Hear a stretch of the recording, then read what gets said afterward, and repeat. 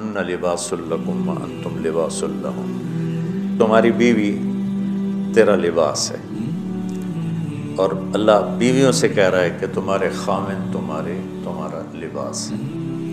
جتنا لباس خوبصورت ہوتا ہے اتنا انسان پرکشش ہو جاتا ہے۔ جتنا آپ اپنے لباس کی حفاظت دیں، بیوی کی حفاظت کرو گے، بیوی خامن کی حفاظت کرے گی، یہ رشتہ پرکشش ہو جائے گا، خوبصورت ہو جائے گا۔ اس میں ایک بات رہ گئی تھی، وہ ہے نساؤکم حرث لکم، یہ اسی میں آتا ہے لیکن تھوڑا سا آگے جا کے آتا ہے، تو اس دن بعد وہ اذا سالک عبادی میں چلی گئی۔ تو نساؤکم حرث لکم فأتوا حرثکم انا شئتم، اس کا مفسرین نے ایک ہی مطلب بیان کیا جو فأتوا حرثکم انا شئتم، لیکن جو کہ میں ذمہ دار ہوں، مجھے حرث سے ایک مطلب سمجھ آئے، میرے پیشے کا لفظ ہے نا حرث۔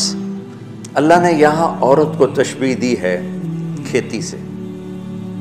میری آنکھ اس ماحول میں کھلی جہاں ہم پشتوں سے ذمہ دار چلے آ رہے ہیں۔ درخت جب پھل نہیں دیتا ہے تو ذمہ دار اس کو ڈنڈے مارتا ہے، اس کو گالیاں نکالتا ہے۔ کس طرح ذمہ دار ایک پودے کو پروان چڑھاتا ہے، یہ ہے تمہاری ذمہ داری اپنی بیوی، چونکہ تم نہیں کسی کے گھر گئے، تمہارے گھر کسی کی بیٹی آئی ہے، ماں چھوڑ کے، باپ چھوڑ کے، بہنیں چھوڑ کے، بھائی چھوڑ کے، سہیلیاں چھوڑ کے، اور اپنی ترتیب زندگی کو توڑ کر ایک بول پر تیرے گھر آئی ہے، تو پاگل تو آتے ہی اس کے ساتھ بدتمیز ہو رہا ہے، کبھی گالیاں دیتا ہے، کبھی تانے دیتا ہے، کبھی تیری ماں اسے کچھ سناتی، کبھی تیرا ابا اسے کچھ سناتا ہے، کبھی تیری بہنیں اسے کچھ سناتی۔ تو نے کھیتی کی راکھی کیا کرنی تھی، تو نے تو کھیتی کو آگ ہی لگا کے رکھ دی، تو یہ فصل کیسے دے گی، تو گندا دانہ اس میں سے نکلے گا۔ تو عورت کو اللہ تعالیٰ نے زمین سے تشبیہ دی، اور اس سے آنے والی اولاد کو کھیتی سے اللہ تعالیٰ نے تشبیہ دی، اور زمین سے کھیتی لینے کا ایک طریقہ ہے، ہل چلتا ہے، زمین نرم کی جاتی ہے، پانی لگتا ہے، پھر اسے اور نرم کیا جاتا ہے، پھر جڑی بوٹیوں کو صاف کیا جاتا ہے، اسے تیار کیا جاتا ہے، پھر اس میں دوبارہ ہل چلا کے بیج لگایا جاتا ہے، پھر اس بیج کی راکھی کی جاتی ہے، حفاظت کی جاتی ہے۔ جب وہ پانی مانگتا ہے پانی دیتے ہیں، چاہے رات کے 12 بجے بھی پانی کی ضرورت ہے، وہ پانی پہنچ رہا ہوتا ہے۔ وہ کھاد مانگتا ہے، کھاد دیتے ہیں، وہ گوڈی مانگتا ہے، گوڈی دیتے ہیں، اور اس میں گندی جھاڑیاں پیدا ہوتی ہیں، تو ہم الگ مزدور لگا کر ان گندی جھاڑیوں کو نکالتے ہیں، اور اب سپرے آ گئے ہیں کہ سپرے کرو تو صرف وہ گندی جو بوٹیاں ہیں وہ مر جاتی ہیں، فصل کو کچھ نہیں ہوتا۔ میں آپ کے سامنے ایک نقشہ بیان کر رہا ہوں کہ اللہ تعالیٰ یہاں خامد اور بیوی کی زندگی کو کس خوبصورت انداز میں بیان فرما رہا ہے۔ اعلیٰ فصل لینے کے لیے یہ سب کچھ کرنا پڑتا ہے۔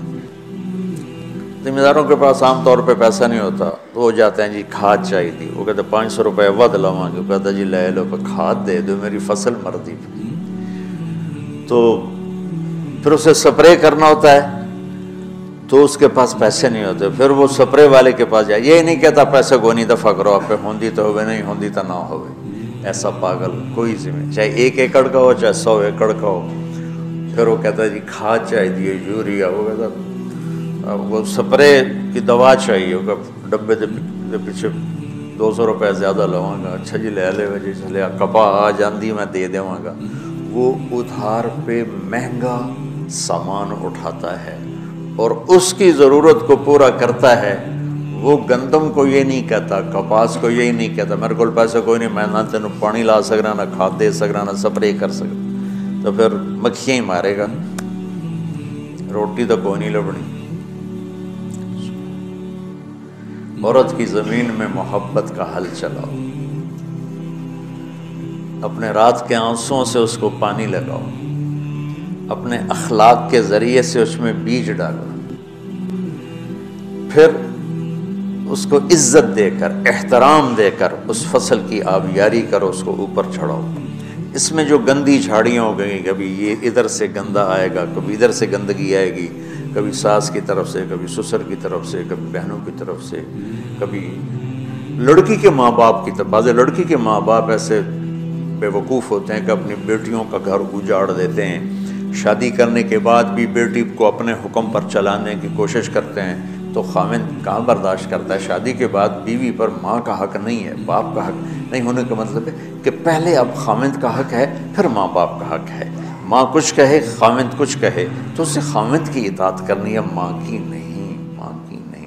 لیکن کچھ والدین ایسے ہیں جو اپنے بیٹیوں کو برباد کر دیتے ہیں، پیچھے سے ڈوریں ہلا ہلا ہلا، ایسے کیسز چھوڑے ہیں۔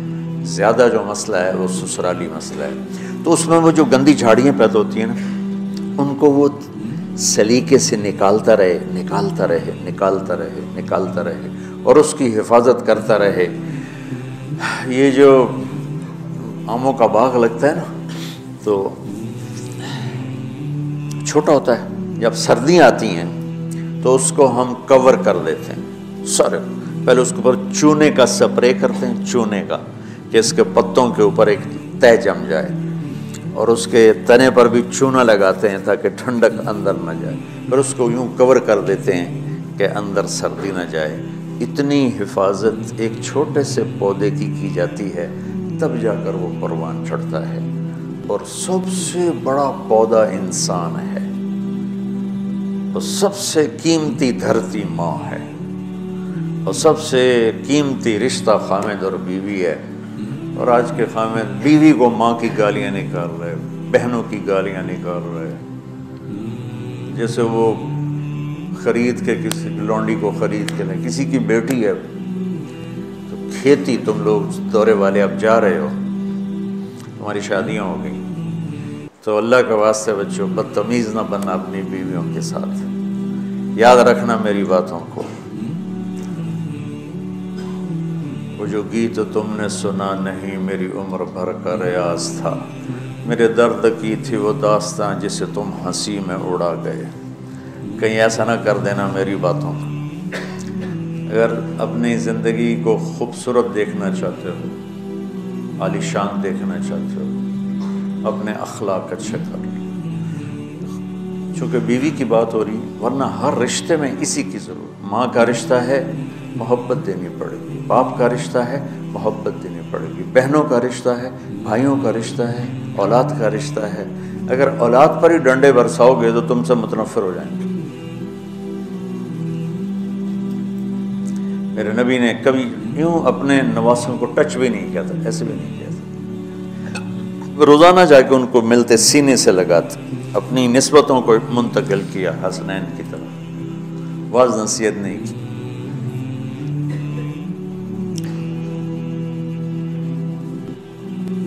بہت سے بچے علماء کے، تبلیغ والوں کے، نیک لوگوں کے ضائع ہو گئے کہ بچے کا ذوق نہیں دیکھا، بس حافظ بنانا ہے، عالم بنانا ہے، حافظ بنانا ہے، عالم بنانا ہے۔ بناؤ حافظ، بناؤ عالم، پہلے ذوق دیکھ لو۔ اگر نہیں ہے تو اچھا مسلمان بناؤ، یہی کافی ہے۔ اگر زبردستی چلایا تو وہ بچہ نہ دین کا رہے گا، نہ دنیا کا رہے گا، نہ مدرسے کا رہے گا، نہ تبلیغ کا رہے گا۔ یہ لاکھوں مثالیں میرے سامنے۔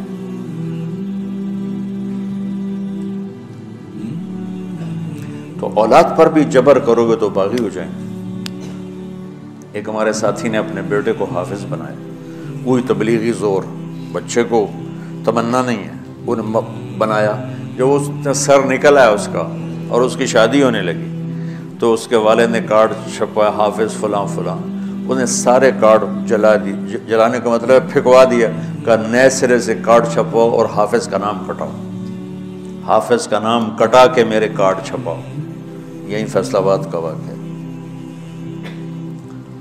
تو تمہارے ساتھ عالم کا لفظ لگا ہوا ہے، تم کہو گے میری اولاد بھی عالم ہو۔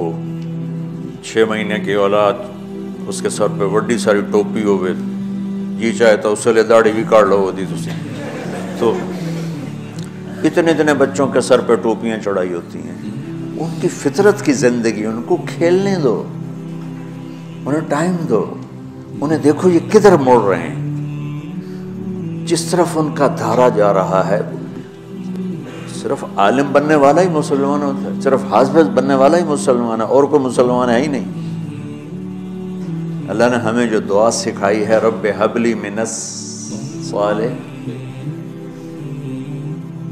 رب ہب لی من العلماء تو نہیں کہا، رب ہب لی من الحفاظ بھی نہیں کہا، من الصالحین۔ نیک ہونا ضروری ہے، عالم ہونا ہو گیا تو ٹھیک ہے، نصیب کی بات ہے، بہت اعلیٰ چیز، حافظ بن گیا بہت اعلیٰ چیز، لیکن زبردستی کراؤ گے پچھتاؤ گے۔ زندگی کے تمام شعبوں کو زندہ کرنا۔ ایک اور آیت سورۃ آل عمران کی ہے، یہ سارے دین کی روح ہے اور یہ دین کا مرکزی نقطہ ہے، مرکزی نقطہ۔ جیسے گاڑی ہوتی ہے نا، اس کا بیلنس کیا جاتا ہے تو پھر وہ صحیح چلتی ہے، اس کا ایک نقطہ ہوتا ہے، اس پر آ کر چاروں ٹائروں کو ایک جیسے زاویے پر جمع کرنا ہوتا ہے، پھر وہ صحیح چلتی ہے۔ اگر وہ بیلنس آؤٹ ہو جائے تو سوزوکی ہو یا لینڈ کروزر ہو، وہ سیدھی نہیں چلے گی، کبھی یوں ہو جائے گی، کبھی یوں ہو جائے گی، کبھی یوں، وہ خود بھی تھکے گی اور مسافر کو بھی تھکائے گی۔ تو ہر چیز کا سینٹر پوائنٹ جب صحیح ہوتا ہے تو وہ چیز صحیح چلتی ہے۔ اسلام کا جو مرکزی نقطہ اور پوائنٹ ہے وہ نرمی ہے، شدت نہیں، وہ نرمی ہے، وہ عبادات اور باقی ساری چیزیں اپنی اپنی جگہ پر، لیکن ان سب کو جوڑنے والی جو چیز ہے وہ نرمی ہے۔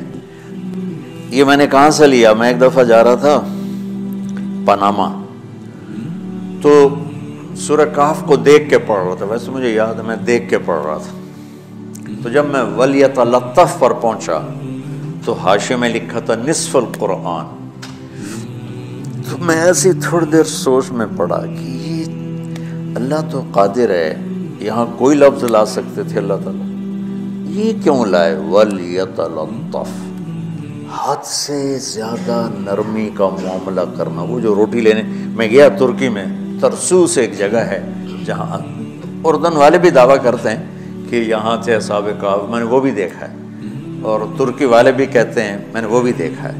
تو ترکی والا قرآن کی تعبیر سے زیادہ جوڑ کھاتا ہے، اردن والا جوڑ نہیں کھاتا ہے۔ اس کا وَلْيَتَلَطَّفْ، اے بھائی کوئی بھاؤتاؤ کے چکر میں نہ پڑنا، بڑی نرمی سے پیار محبت سے روٹی لے کے آجا، بھوک لگی، اور صیغہ مبالغے کا ہے، تلطف، تفاعل، مبالغہ اور تکلف۔ تو تمہارے اندر اگر سختی ہے پھر بھی تم با تکلف نرمی کرو، تمہارے اندر شدت ہے پھر بھی اپنے اوپر نرمی طاری کرو۔ تو یہاں سے مجھے یہ بات سمجھ میں آئی کہ پوری شریعت کا سینٹر پوائنٹ قرآن ہے، اور قرآن کا سینٹر پوائنٹ نرمی ہے، وَلْيَتَلَطَّفْ۔ اب ہمارے ڈانٹ ڈپٹ کو بزرگی سمجھا جاتا، ڈانٹ ڈپٹ کو تربیت سمجھا جاتا، استاد شاگرد کو ڈانٹ رہے ہیں، پیر مریدوں کو ڈانٹ رہے ہیں، امیر مامور کو ڈانٹ رہے ہیں، والدین اولاد کو ڈانٹ رہے ہیں، اور میرا اللہ کہہ رہا ہے نرمی۔ اب آیت سنو، یہ بات سمجھ میں آ گئی؟ اب آیت سنو، اللہ تعالیٰ فرما رہا ہے اپنے محبوب سے، فَبِمَا رَحْمَةٍ مِّنَ اللَّهِ لِنْتَ لَهُمْ وَلَوْ كُنْتَ فَظًّا غَلِيظَ الْقَلْبِ لَانفَضُّوا مِنْ حَوْلِكَ فَاعْفُ عَنْهُمْ وَاسْتَغْفِرْ لَهُمْ وَشَاوِرْهُمْ فِي الْأَمْرِ فَإِذَا عَزَمْتَ فَتَوَكَّلْ عَلَى اللَّهِ إِنَّ اللَّهَ يُحِبُّ الْمُتَوَكِّلِينَ۔ لِنْتَ لَهُمْ بِرَحْمَةِ اللَّهِ، یہ ہونا چاہیے، جو نحو کا قاعدہ فعل پہلے ہوتا ہے اس کے متعلقات بعد میں ہوتے ہیں، تو لِنْتَ لَهُمْ بِرَحْمَةِ اللَّهِ، آپ اللہ کی رحمت سے نرم ہو کے اپنے امت کے لیے۔ لیکن اللہ تعالیٰ نے فَبِمَا، اللہ نے اپنے نبی پر جتنے احسان قرآن میں بتلائے ہیں، الم یجدک یتیما فآویٰ ووجدک ضالا فہدیٰ ووجدک عائلا فأغنیٰ الم نشرح لک صدرک ووضعنا عنک وزرک الذی انقض ظہرک ورفعنا لک ذکرک انا اعطیناک الکوثر هو الذی ایدک بنصرہ وبالمؤمنین۔ اب قرآن میں دیکھو، وکان فضل اللہ علیک کبیرا، اللہ نے قرآن میں اپنے نبی پر جو احسان کیے وہ بتائے اور جتلائے کہ ہم نے آپ کے ساتھ یہ کیا، یہ کیا، یہ کیا۔ یہ احسان جیسے اللہ نے بتایا ہے نا اپنے نبی کو، یہ احسان نرمی والا جس طریقے سے بتایا، اس طریقے سے کسی احسان کو ذکر نہیں کیا۔ فَبِمَا، میرے ہاتھوں کو دیکھو، ہم جب کہتے ہیں بہت بڑا، اس سے آگے تو ہمارے ہاتھ نہیں جاتے نا۔ تو میرا ایک بھتیجا تھا تو دیر سے بولا، جب وہ گاڑی پہ ہوتا تو ہم کہتے کس چیز پر آئے ہو، تو وہ یوں کرتا، اور جب وہ بس پہ آتا تو کہتا ایسے ایسے کرتا، ایسے کہ بھئی بس بڑی ہوتی ہے نا تو اس کا یوں اشارہ کرتا، اور گاڑی چھوٹی تو اس کا یوں اشارہ کرتا۔ تو فَبِمَا، یہ جو فَبِمَا رحمہ ہے نا، یہ زمین آسمان سے بھی باہر نکل گیا ہے، اور مشرق و مغرب سے پار ہو گیا، شمال جنوب سے پار ہوگا، فوق تحت سے پار ہو گیا ہے۔ اللہ تعالیٰ فرما رہا ہے میرے محبوب میری اتنی بڑی رحمت آپ پر آئی جس کو آپ کے رب کے سوا کوئی نہیں جانتا، اور پھر آپ نرم ہو گئے، نرم ہو گئے۔ ان اللہ لا یعطی علی الرفق ما لا یعطی علی العنف، اللہ جو نرمی پہ دیتا ہے وہ سختی پہ نہیں دیتا۔ لو کان الرفق خلقا لما رأى الناس خلقا احسن منه، نرمی کی کوئی شکل ہوتی تو اس سے حسین کائنات میں کوئی شکل نہ ہوتی، جنت کی حور سے بھی اعلیٰ شکل ہوتی۔ وَلَوْ كَانَ الْعُنْفُ خَلْقًا لَمَا رَأَى النَّاسُ خَلْقًا أَبْغَضَ مِنْهُ، اور اگر بد اخلاقی کی، سخت مزاجی کی کوئی شکل ہوتی تو وہ شیطان سے بھی زیادہ خوفناک ہوتی۔ امام اسماعیل رحمۃ اللہ علیہ بڑے علامہ گزرے ہیں اور قرآن کی بڑی خدمت کی ہے لغت کے لحاظ سے، تھے انتہائی بدصورت، کوڑا سیاہ اور حبشی ٹائپ۔ کہنے لگے زندگی میں کبھی دھوکہ نہیں کھایا سوائے ایک دفعہ ایک لڑکی نے مجھے ایسا بیوقوف بنایا کہ میرے 14 طبق روشن کر دیے کہ میں جا رہا تھا تو ایک خوبصورت لڑکی نے مجھے مسکرا کے اشارہ کیا، میں کہہ لیا بھائی کوئی میرے اوپر بھی عاشق ہے، تو میں اس کے پیچھے چل پڑا، وہ آگے آگے میں پیچھے پیچھے، وہ آگے آگے میں پیچھے پیچھے، بازاروں میں چلتے چلتے ایک مصور کی دکان پہ پہنچے تو اس نے مصور سے یوں اشارہ کیا اور آگے چلی گئی۔ وہ آگے چلی گئی تو میں حیران ہو گیا بھی، میں نے کہا بھائی یہ کیا چکر ہے؟ کہا جی یہ ایک بچی کل میرے پاس آئی تھی کہ مجھے شیطان کی فوٹو بنا کے دو۔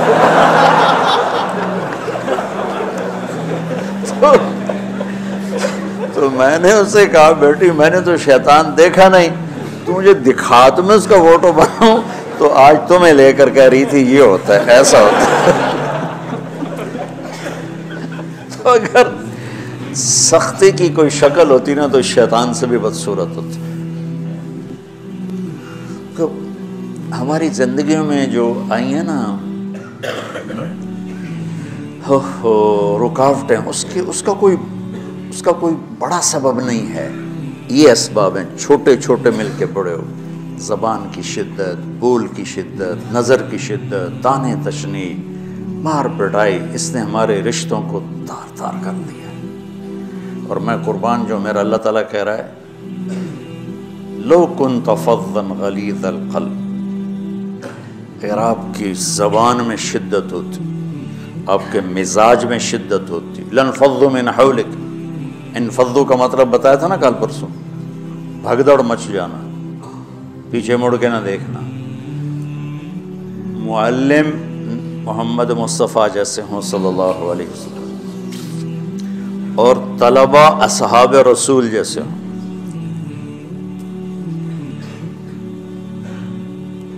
محمد الرسول اللہ، سورہ فتح اللہ نے یوں ایک آیت، محمد الرسول اللہ والذین معہ، یہاں محمد اللہ کے رسول ہیں، یہ دعویٰ ہے، کہ یہ میرے رسول ہیں۔ تو پوچھنے والا پوچھتا ہے کہ اس کی دلیل کیا ہے، تو اللہ کہتا ہے اس کے ساتھیوں کو دیکھ لو، ایسے ساتھی صرف نبی کے ہوتے ہیں اور کسی کے نہیں ہوتے۔ والذین معہ، معیت بہت بڑا شرف ہے، اور وہ کیسے ہیں؟ اشداء علی الکفار ہیں، رحماء بینہم ہیں، وہ کیسے ہیں؟ تراہم رکعا سجدا، کوئی سجدوں میں گڑ گڑا رہا، کوئی رکوع میں گڑ گڑا رہا۔ اور اخلاص ایک باریک چیز ہے جس کو موت سے پہلے ہم دعویٰ نہیں کر سکتے کہ میں جو کچھ کر رہا ہوں اخلاص سے کر رہا ہوں، لیکن وہ اتنے اللہ کے قریب ہوئے کہ اللہ نے ان کے اخلاص کی خود گواہی دی، یبتغون فضلا من اللہ ورضوانا۔ میں صرف قرآن سے صحابہ کو بتا رہا ہوں، تتجافى جنوبهم عن المضاجع يدعون ربهم خوفا وطمعا۔ میرے نبی کے ساتھ چلنے والے صحابہ کیسے ہیں؟ راتوں کو اٹھ اٹھ کے روتے ہیں، بستروں سے جدا رہتے ہیں۔ کیسے ہیں؟ كانوا قليلا من الليل ما يهجعون، رات کو بہت تھوڑا سوتے ہیں۔ وبالاسحار هم يستغفرون، اور پھر سحری کے وقت توبہ استغفار کرتے ہیں۔ یہ کیسے ہیں؟ یؤثرون علی انفسهم ولو کان بهم خصاصہ، خود بھوکے رہ کر یہ اوروں کو کھانا کھلاتے ہیں۔ یہ کیسے ہیں؟ لقد رضی اللہ عن المؤمنین اذ یبایعونک تحت الشجرہ فعلم ما فی قلوبہم۔ یہ کیسے ہیں؟ یہ قرآن صرف بتا رہا ہے کہ صحابہ، آخری بات درجہ بندی کی، لا یستوی منکم من انفق من قبل الفتح وقاتل۔ میرے محبوب، آپ کے صحابہ کے دو ہیں جماعتیں، ایک وہ ہیں جو فتح مکہ سے پہلے ایمان لائے، اور ایک وہ ہیں جو فتح مکہ اور اس سے آخر تک ایمان لائے۔ یہ جو بعد والے ہیں نا، یہ پہلے والوں کے برابر نہیں ہو سکتے، اللہ نے فرق مراتب رکھا ہے۔ اتنے بڑے مقام کے لوگ، لفظ کیا آ رہا ہے؟ لن فضوا من حولی، یہ آپ کو چھوڑ کے بھاگ جاتے۔ سختی اتنی بڑی بلا ہے کہ اتنے دھرتی نے کسی نبی کے ایسے ساتھی نہ دیکھے نہ دیکھے گی، اور ایسے عظیم انسان دنیا میں نہ آئے نہ آئیں گے۔ انبیاء کے بعد عظیم ترین انسانوں کا ٹولہ، لیکن وہ بشر تھے، ان سے خطائیں ہوئیں، ان سے گناہ ہوئے، پر اللہ نے کہا جاؤ ہم نے معاف کر دیا، کلا وعد اللہ الحسنى، جاؤ سب کے لیے جنت ہے۔ تو میرا اللہ کہہ رہا ہے میرے محبوب، اور اب تھوڑے سے احادیث سے سن لو۔ آپ نے کہا ابو بکر جنتی، عمر جنتی، عثمان جنتی، علی جنتی، طلحہ جنتی، زبیر جنتی، سعد بن ابی وقاص جنتی، عبد الرحمن بن عوف جنتی، ابو عبیدہ بن جراح جنتی، سعید بن زید جنتی۔ بلال، جب جنت میں جاتا ہوں تیرے پاؤں کی آہٹ اپنے آگے آگے سنتا ہوں۔ جس نے جنتی عورت کو دیکھنا ہو ام رومان کو دیکھ لے، بڑے بڑا مناقب صحابہ اٹھا کے دیکھو۔ میرا ایک امتی آئے گا جنت کے دروازوں پر تو 8 دروازے کھل کے کہیں گے مرحبا، ادھر آ جائیں، ادھر ادھر۔ سلمان فارسی ایسے ہوئے، یا رسول اللہ کون ہے یہ؟ تو آپ نے کہا یہ بیٹھا ہے ابو بکر، اس کو جنت کے 8 دروازے پکاریں گے۔ عمر، ایک محل دیکھا بہت عالیشان، میں سمجھا میرا ہے۔ جب جانے لگا تو فرشتے نے کہا آپ کے غلام عمر بن خطاب کا ہے۔ عثمان، جنت میں ہر نبی کا رفیق ہے، میرا رفیق تو ہے۔ پھر حضرت علی کا ہاتھ پکڑ کے کرتے کرتے کرتے یہاں لگا لیا، علی تو بھی خوش ہو جا، جنت میں تیرا گھر میرے گھر کے سامنے ہے۔ طلحہ زبیر، ہر جنتی کا ایک خادم، میرے 2 خادم طلحہ اور زبیر۔ تو اس ایک لائن لگی پڑی ہے، اور میرا اللہ کہہ رہا ہے میرے محبوب اگر آپ کے مزاج میں شدت ہوتی تو ایسے عظیم الشان لوگ آپ کو چھوڑ کے بھاگ جاتے۔ بچو کیا کرو، سنا سنا کے بھی تھک گیا ہوں۔ ایک بلبل ہے کہ ہے محو ترنم اب تک، اس کے سینے میں ہے نغموں کا تلا تم اب تک۔ قید موسم سے طبیعت رہی آزاد اس کی، کاش گلشن میں کوئی سمجھے فریاد اس کی۔ میں تو پچھلے 20 سال سے فریاد کر رہا ہوں، او بھائیو نرمی اختیار کرو، محبتیں اختیار کرو، نفرت ہو، اختلاف کرو، نفرت تو نہ کرو۔ بیوی سے اختلاف ہو گیا ہے تو نفرت تو نہ کرو، بیوی کو خامن سے ہو گیا نفرت تو نہ کرو، بہن بھائیوں میں ہو جاتی اونچ نیچ، نفرت ہے تو نہ کرو، سلام دعا ختم۔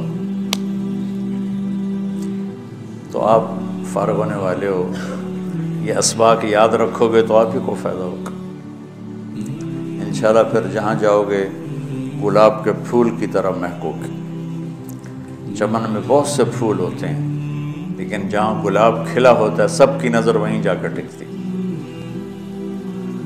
تو اگر میں نے یہ اخلاق بنا لی، یہ نرمی اپنے اندر پیدا کر لی، تو اللہ کی قسم گلاب کے پھول کی طرح مہکو گے بھی صحیح۔